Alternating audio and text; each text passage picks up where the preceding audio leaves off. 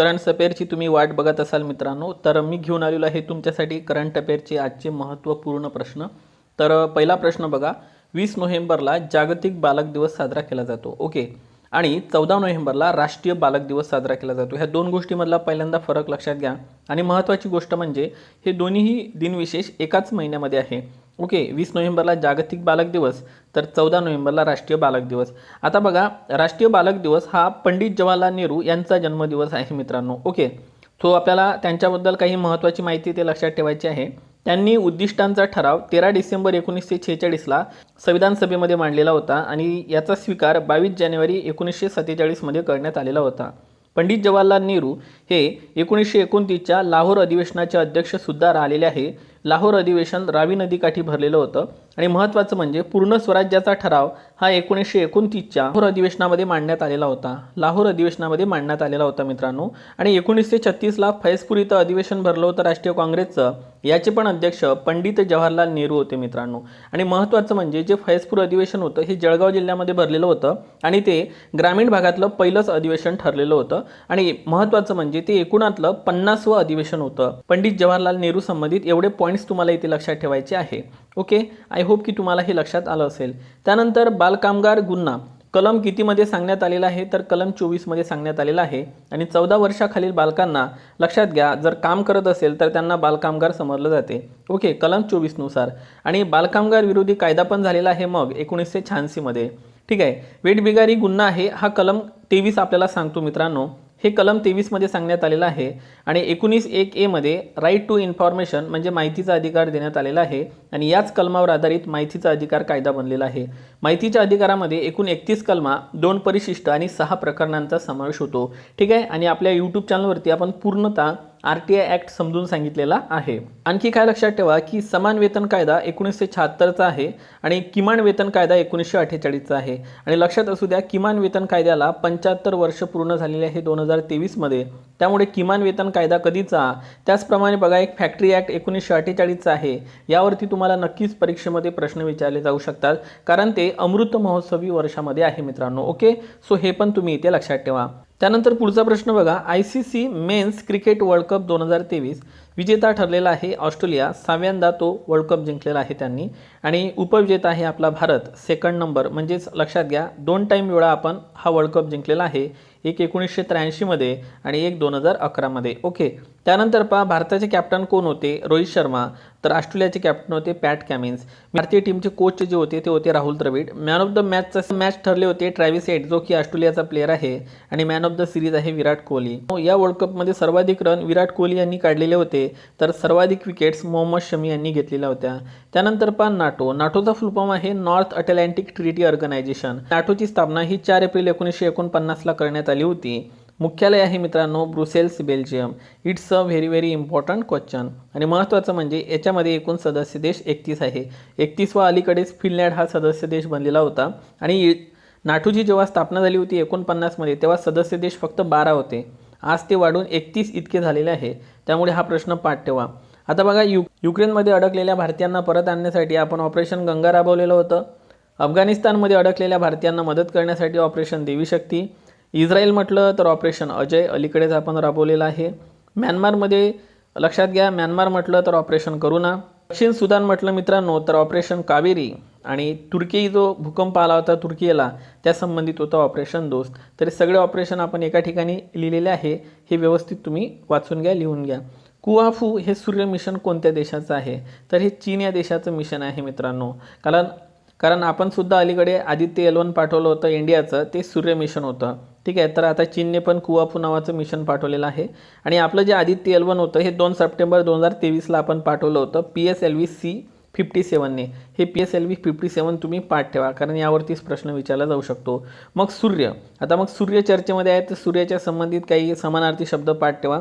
आदित्य, दिनकर, दिनमणी, भास्कर, वासरमणी, सविता हा महत्त्वाचा पॉईंट आहे. आयोगानं परीक्षेत विचारलेला आहे. सविता म्हणजे सूर्य होते. आणि रत्नाकर आणि अर्णव असं म्हटलं जाते. ठीक आहे. समुद्राला समानार्थी शब्द आहे रत्नाकर आणि अर्णव. आता अलीकडेच 5 राज्यामध्ये विधानसभा निवडणुका पार पडत आहे.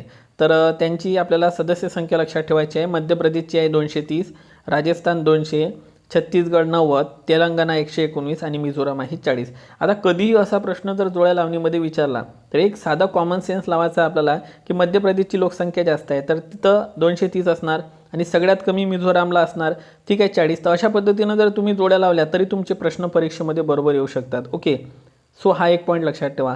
मग आता राज्य विधिमंडळाची कलम कोणती आहे तर 168 नुसार राज्य विधिमंडळाची स्थापना केली जाते.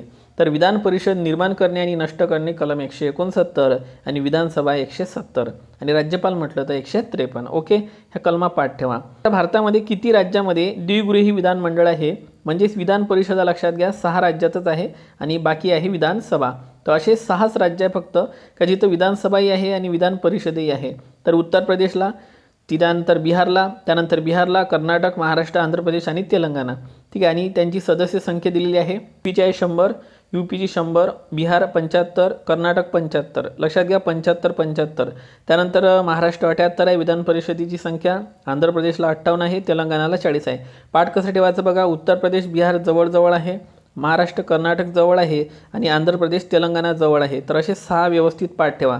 या अगोदर जम्मू काश्मीरला पण विधान परिषद होती परंतु ती आता रद्द करण्यात आलेली आहे, ठीक आहे. 169 नुसार विधान परिषद निर्माण करणे आणि रद्द करणे, ठीक आहे, निर्माण करणे आणि नष्ट करणे हा अधिकार फक्त संसदेला आहे, लक्षात असू द्या 169 कलमानुसार. आता महाराष्ट्राची विधानसभा सदस्य संख्या 288 आहे तर विधान परिषदेची सदस्य संख्या 78 इतकी आहे. ओके, विधानसभेची रचना ही 171 कलमात सांगण्यात आलेली आहे मित्रांनो. आणि हा प्रश्न मला PSI मेन्सला, जी मी PSI मेन्स दिली 5 नोव्हेंबर 2023ला, त्याच्यामध्ये पण मला प्रश्न आलेला होता की विधानसभेची जास्तीत जास्त सदस्य संख्या 500 असते तर कमीत कमी 60 असते. ओके, एकदा तुम्ही तो पेपर बघून घ्या, ठीक आहे. त्यानंतर मग विधान परिषदेची सदस्य संख्या सांगा तर जास्तीत जास्त त्या राज्याच्या विधानसभेच्या 103 पेक्षा जास्त नसावी आणि कमीत कमी ती 40 असावी. तर दोन्ही पॉईंट लक्षात ठेवा. त्यानंतर पुढचा प्रश्न पाहता, जगातील सर्वाधिक काळ पंतप्रधान राहिलेल्या कोण ठरलेल्या आहे तर त्या ठरल्या आहे मित्रांनो शेख हसीना. त्या बांगलादेशच्या PM आहे. त्यांचा पक्ष आहे अवामी लीग. बांगलादेशची राजधानी ढाका आहे तर चलन टका आहे. आणि बांगलादेशची निर्मिती कधी झाली मग तर 1971 मध्ये झालेली होती. तर देशांची भूसीमा लागलेली आहे त्यापैकी सर्वाधिक भूसीमा आपल्याला बांगलादेशची लागलेली आहे मित्रांनो. ओके, 4096 किलोमीटर इतकी, जे की 27% आहे एकूण सीमेच्या आपल्या. ओके, भूसीमा 7 देशांना लागलेली आहे, ती आहे 15,200 किलोमीटर इतकी. त्यापैकी 4096 एकट्या बांगलादेशला लागलेली आहे, म्हणून सर्वात जास्त आपली भूसीमा बांगलादेशला लागलेली आहे. ओके, आणि भारत बांगलादेश संबंधित भूसीमा करार पण झाला होता. 100वी घटना दुरुस्ती, विधेयक होतं 119. ओके, लक्षात असू द्या. चला, आयरन लेडी कोणाला म्हटलं जाते? इंदिरा गांधी, लक्षात असू द्या, ठीक आहे. आयरन लेडी कोणाला म्हटलं जाते? इंदिरा गांधी यांना. तर आयरन मॅन सरदार वल्लभभाई पटेल यांना म्हटलं जाते. त्यानंतर अलीकडेच माउंट एटना चर्चेमध्ये आलेला आहे मित्रांनो. हा ज्वालामुखी इटली या देशातील आहे. मग आपल्या इकडे कोणते आहे? बॅरन ज्वालामुखी, जागृत ज्वालामुखी आणि नाराकोंडम ज्वालामुखी हा मृत ज्वालामुखी आहे. हे दोन्ही ज्वालामुखी अंदमान निकोबारमध्ये आहे आपल्या भारतामध्ये. अंदमान निकोबारमधलं सगळ्यात उंच जे शिखर आहे, निकोबारमधलं सगळ्यात उंच शिखर आहे सँडल शिखर 738 मीटर अंदमान निकोबारमध्ये येते. आणि अंदमानची राजधानी कोणती आहे? पोर्ट ब्लेअर, लक्षात असू द्या. आणि अंदमान आणि निकोबार हे 10 डिग्री चॅनलनं काय झालेले आहे? 10 अक्षांशनं काय झालेले आहे? वेगळे झालेले आहे. चला, world athlete of the year 2023 हा पुरस्कार कोणाला भेटला? नीरज चोपडा यांना हा पुरस्कार मिळालेला आहे मित्रांनो. ते भालाफेकपटू आहे आणि टोकियो 2020च्या ऑलिम्पिकमध्ये त्यांनी 87.58 मीटर भाला फेकला होता, ठीक आहे. आणि तो भाला त्यांनी 7 ऑगस्टला फेकला होता, म्हणून लक्षात असू द्या राष्ट्रीय भालाफेक दिवस आपण 7 ऑगस्टला साजरा करतो. ओके, 2021ला हा भाला फेकला होता त्यांनी. ओके, सो राष्ट्रीय पत्रकार दिवस 16 नोव्हेंबर. पत्रकार दिवस महाराष्ट्रातला म्हटला तर 6 जानेवारी, कारण 6 जानेवारी 1832ला मराठीतील पहिलं वृत्तपत्र दर्पण हे सुरू करण्यात आलं होतं. कोणतं वृत्तपत्र? दर्पण हे वृत्तपत्र सुरू करण्यात आलं होतं. कोणी सुरू केलं होतं? बाळशास्त्री जांभेकर यांनी. आणि वर्ल्ड प्रेस इंडेक्स म्हणजे जागतिक वृत्तपत्र निर्देशांकात भारताचा 2023मध्ये 161वा क्रमांक लागतो. 2022मध्ये आपला 150वा क्रमांक होता, म्हणजेच घसरण झालेली आहे आपल्या वर्ल्ड प्रेस म्हणजे वृत्तपत्र निर्देशांकामध्ये. पाठ ठेवा, जागतिक बुक निर्देशांकात 111वा नंबर लागतो. चला, मित्रशक्ती युद्ध सराव 2023 भारत आणि श्रीलंकेदरम्यान पार पडला. 9वी आवृत्ती, ठिकाण औंध पुणे. पाठ असू द्या, मित्रशक्ती युद्ध सराव भारत आणि श्रीलंका. त्यानंतर महत्त्वाचा प्रश्न, काही खेळाडू आणि त्यांचे खेळ चर्चेमध्ये आहे. परनीत कौर आहे तिरंदाजी, दीपिका कुमारी तिरंदाजी, अन्नू राणी भालाफेक, तर भवानी देवी आहे तलवारबाजी. ओके, सो मोस्ट टाइम करा. कोणत्या खेळात संबंधित आहे? तर तलवारबाजी या खेळात संबंधित आहे. भवानी देवी आहे तलवार बाजी या खेळा संबंधित. सो मोस्ट इम्पॉर्टंट खरं मित्रांनो. त्यानंतर पुढचा प्रश्न बघा. नई चेतना 2.0 ही योजना ग्रामीण विकास मंत्रालयाची योजना आहे. पहिल्यांदा तर मंत्रालय पाठ ठेवा आणि महिलांवरील हिंसाचाराचे निर्मूलन करण्यासंबंधित आहे. ठीक आहे. 25 नोव्हेंबरला जागतिक महिला हिंसाचार निर्मूलन दिवस असतो. ठीक आहे. आणि कौटुंबिक हिंसाचार कायदा भारतामध्ये 2005 मध्ये सुरू झाला होता.